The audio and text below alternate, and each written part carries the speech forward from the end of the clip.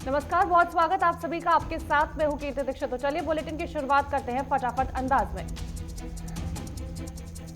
कृषि कानून के खिलाफ किसानों का आंदोलन आज भी जारी है। किसानों ने अनिश्चितकालीन हड़ताल शुरू कर दी है। किसानों का समूह बारी बारी से भूख हड़ताल पर बैठा है। आज किसानों का नया ग्रुप उपवास पर बैठा है। सोमवार को भी किसानों का एक ग्रुप उपवास पर बैठा था और कृषि कानूनों का विरोध कर रहा था। इसी के साथ किसान दिवस यानी कल के लिए भी बड़ी तैयारी की गई है। किसानों ने कहा कि सभी लोग इस दिन अपने घर पर दोपहर का खाना ना बनाएं और किसानों का समर्थन करें। किसान आंदोलन के बीच सरकार और किसानों में डेडलॉक के बीच डायलॉग की उम्मीद जगी है। सब कुछ सामान्य रहा तो किसान दिवस यानी कल बातचीत के लिए नए सिरे से शुरुआत हो सकती है। 5 दौर की बैठक विफल रहने के बाद सरकार ने प्रदर्शन कर रहे किसानों से अगले दौर की बातचीत के लिए तारीख तय करने को कहा है। सरकार 40 किसान संगठनों से बातचीत के लिए तैयार है। सरकार ने नया पत्र मिलने के बाद संयुक्त किसान मोर्चा आज इस पर मंथन करेगा। इसके बाद सरकार को जवाब दिया जाएगा।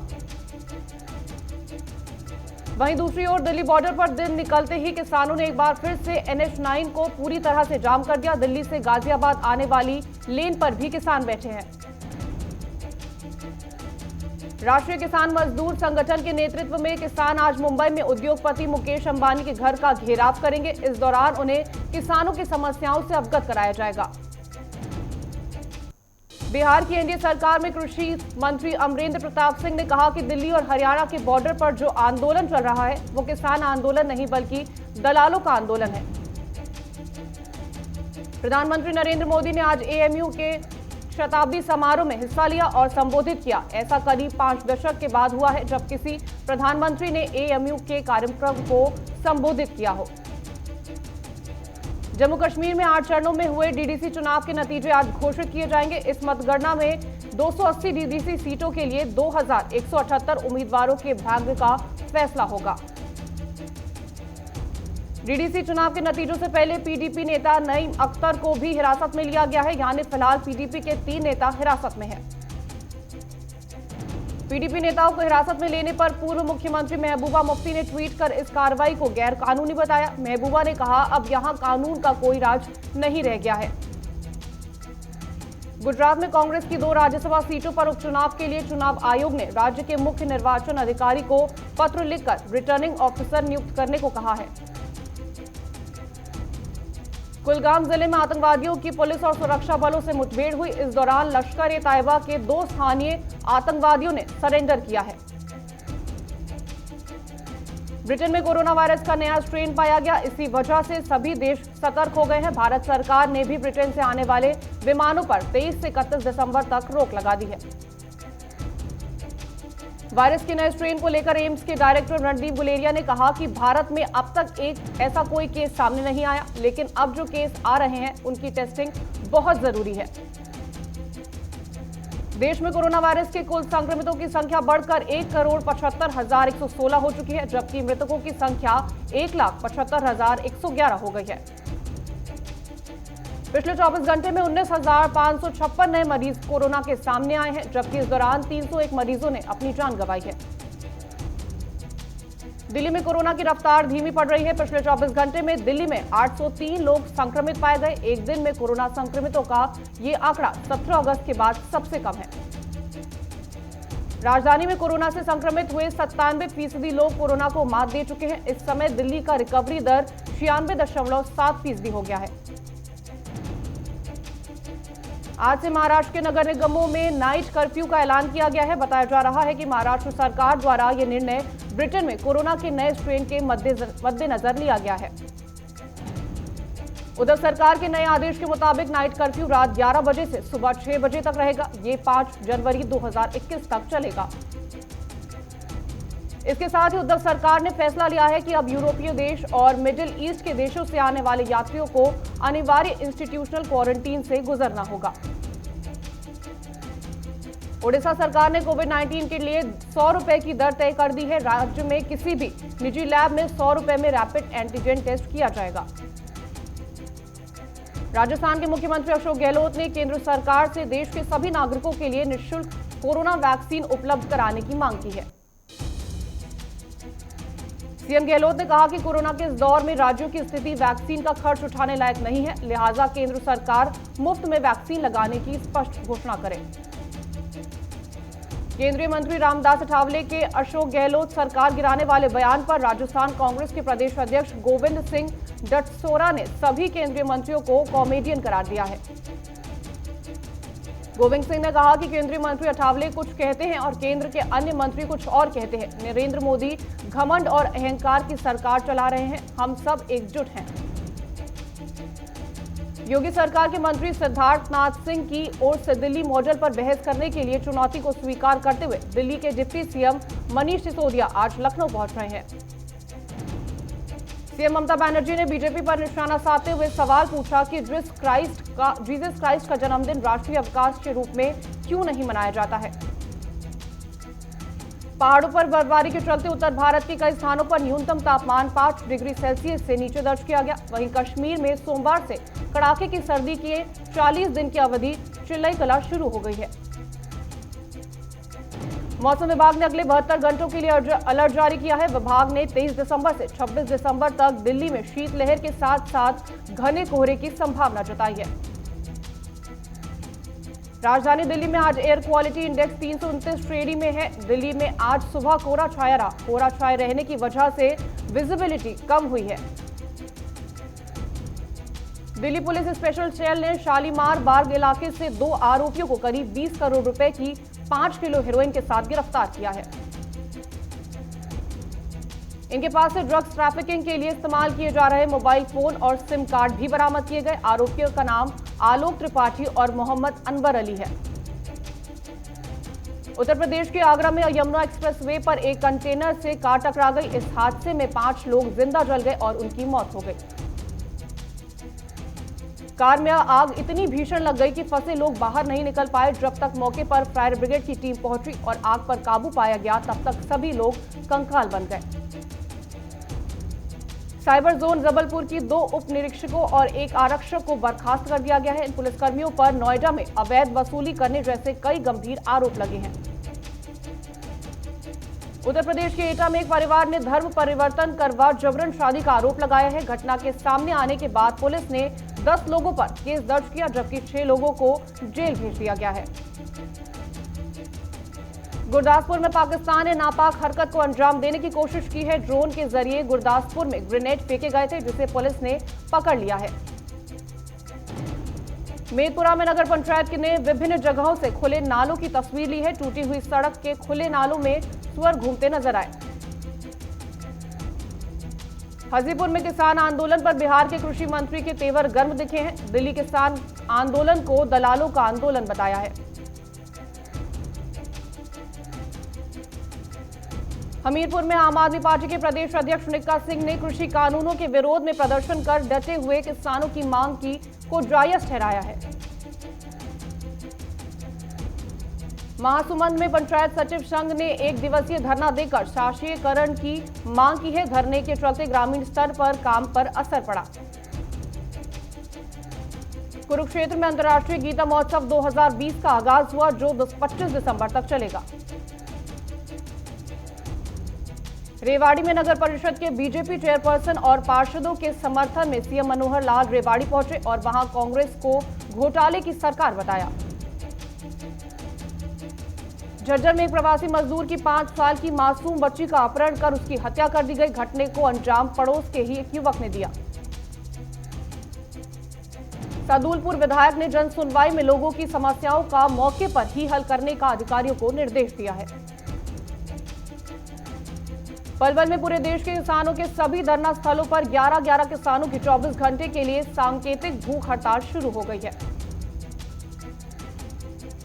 भारतीय गृह मंत्रालय की ओर से पुलिस स्टेशनों के रिकॉर्ड मेंटेनेंस सर्वे में भटिंडा के कस्बे रामपुरा थाना सदर को पहला स्थान मिला है। मुजफ्फरनगर में नवनिर्मित गंगा घाट पर आयोजित अखिल भारतीय चित्रकला शिविर में देश भर के चित्रकारों ने अपनी कला के माध्यम से गंगा की निर्मलता और पवित्रता पर जोर दिया। इटावा में पुलिस ने माफिया 50,000 रुपए की इनामी वांछित अभियुक्त की 6 करोड़ की अचल संपत्ति को जब्त कर लिया है। झज्जर में मासूम के साथ हुई दरिंदगी के बाद आक्रोशित लोगों ने कैंडल मार्च निकालकर मासूम को श्रद्धांजलि दी और आरोपी को फांसी देने की मांग की है। हमीरपुर में पुलिस ने कार्रवाई न करने का आरोप लगाकर पीड़िता और उसके परिजन कलेक्ट्रेट के पास आमरण अनशन पर बैठ गए हैं। वासनी में शादी करवाने के नाम पर झांसा देकर पैसे ऐंठने वाले गैंग का पर्दाफाश करते हुए पुलिस ने 3 लोगों को गिरफ्तार किया है। जोधपुर में पुलिस ने ऑनलाइन धोखाधड़ी के मामले में 2 इनामी बदमाशों को गिरफ्तार करने में सफलता हासिल की है। जोधपुर में बीएसएफ के सब इंस्पेक्टर के साथ बस में बदमाशों ने सब इंस्पेक्टर की जमकर पिटाई की और जान से मारने की धमकी देकर फरार हो गए। जोधपुर में ठेले पर बैठे नवजात बच्चे की मिलने की सूचना पर मौके पर पहुंची पुलिस ने नवजात को अस्पताल पहुंचाया और बाद में राजस्थान शिशु गृह के हवाले कर दिया। साहिबगंज में मुख्यमंत्री हेमंत सोरेन ने सिद्धो कान्हू की प्रतिमा पर माल्यार्पण किया और लोगों को नव वर्ष की बधाई दी।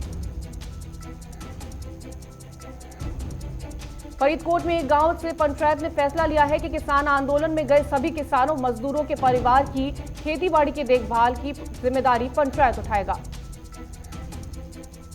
गिरिडीह में पुलिस की को बड़ी सफलता मिली है। पुलिस ने 5 आरोपियों को गिरफ्तार किया है जिनके पास से लूटे गए मोबाइल समेत अन्य चीजें बरामद की गई हैं। जमशेदपुर में पुलिस ने विदेशी शराब की मिनी फैक्ट्री का भांडाफोड़ किया है। मौके से पुलिस ने अंग्रेजी शराब पर लगने वाले डुप्लीकेट स्टिकर के साथ कई चीजें बरामद की हैं। गोंडा में एक युवक ऑनलाइन ठगी का शिकार हो गया। पीड़िता का आरोप है कि शिकायत के बावजूद भी पुलिस मामले में संज्ञान नहीं ले रही है। संथाल परगना में बीजेपी ने सरकार के खिलाफ प्रदर्शन किया और कहा कि हेमंत सरकार का चरित्र और चिंतन लूट कर रहा है जिसका खामियाजा आदिवासियों को भुगतना पड़ रहा है। साहिबगंज में स्वच्छ भारत मिशन की खुलेआम धज्जियां उड़ाई गई। इसको लेकर बीजेपी नेता बम मंडल ने सरकार से घोषित हुए ओडीएफ की कड़ी जांच करवाने की मांग की है। बटाला पुलिस ने नाकेबंदी के दौरान 2 लोगों को गिरफ्तार किया है जिनके पास से 80 ग्राम हेरोइन बरामद हुई है।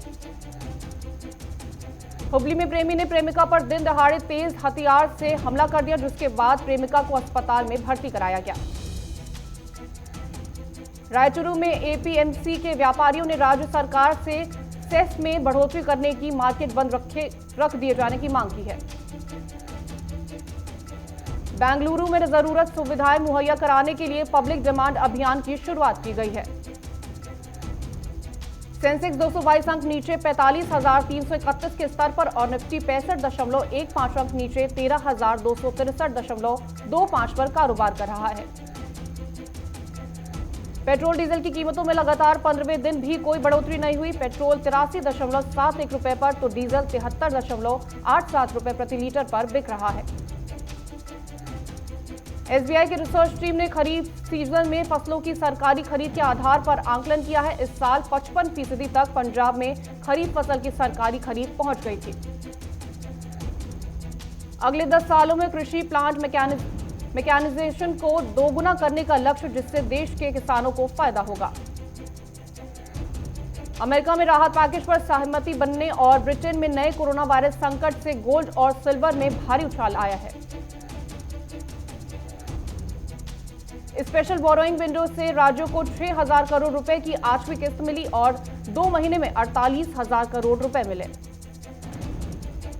एडेलवाइस एनसीडी के जरिए 200 करोड़ रुपए जुटाने का लक्ष्य रखा गया है। इनमें 3, 5 और 10 के लिए ब्याज मिलेगा। पिछले दिन एंटोनी वेस्ट हैंडलिंग सेल का आईपीओ 2 गुना भरा। रिटेल हिस्सा भी 3.5 गुना सब्सक्राइब किया गया। आम बजट की तैयारी जोरों पर चल रही है। निर्मला सीतारमण ने इंफ्रास्ट्रक्चर और एनर्जी सेक्टर के एक्सपर्ट से प्री बजट विचार विमर्श किया। हांगकांग के निवेशकों के सौदा की छानबीन घट सकती है और अगर उनमें चीन की कंपनियों की भागीदारी ना हो। अमेरिका के नवनिर्वाचित राष्ट्रपति जो बाइडेन ने कोरोना वैक्सीन का टीका लगवाया जिसका लाइव प्रसारण भी किया गया। टीका लगाने के बाद बाइडेन ने कहा कोरोना वैक्सीन पूरी तरह सुरक्षित है, चिंता की कोई बात नहीं है। कोरोना संक्रमितों का आंकड़ा विश्व में 8 करोड़ के करीब पहुंच गया है जबकि 17 लाख से ज्यादा लोगों की कोरोना से मौत हो चुकी है। अमेरिका में कोरोना जमकर कहर बरपा रहा है। पिछले 24 घंटे में करीब 2 लाख कोरोना के नए मामले सामने आए और 1815 संक्रमितों की जान चली गई। ब्रिटेन में मिले नए कोरोना वायरस को लेकर WHO ने कहा है कि ब्रिटेन में हालात काबू में है, घबराने जैसी कोई बात नहीं है। ब्रिटेन के कुछ हिस्सों में नए किस्म के कोरोना वायरस फैलने के बाद करीब 25 देशों ने यूके आने जाने वाली अंतर्राष्ट्रीय उड़ानों पर प्रतिबंध लगा दिया है।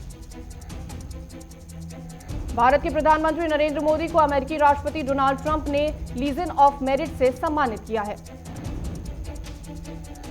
अमेरिकी विदेश मंत्री माइक पॉम्पियो ने चीनी कम्युनिस्ट पार्टी के अधिकारियों के लिए वीजा पर अतिरिक्त प्रतिबंधों की घोषणा की है। चीन की सत्ताधारी कम्युनिस्ट पार्टी ने संकेत दिया है कि शिनजियांग प्रांत में कार्रवाई बंद नहीं होगी, लेकिन सरकार चरमपंथ के मूल कारणों पर ध्यान केंद्रित करेगी। पाकिस्तान सरकार ने इस्लामाबाद में मंदिर का निर्माण कार्य शुरू कराने की अनुमति दे दी है।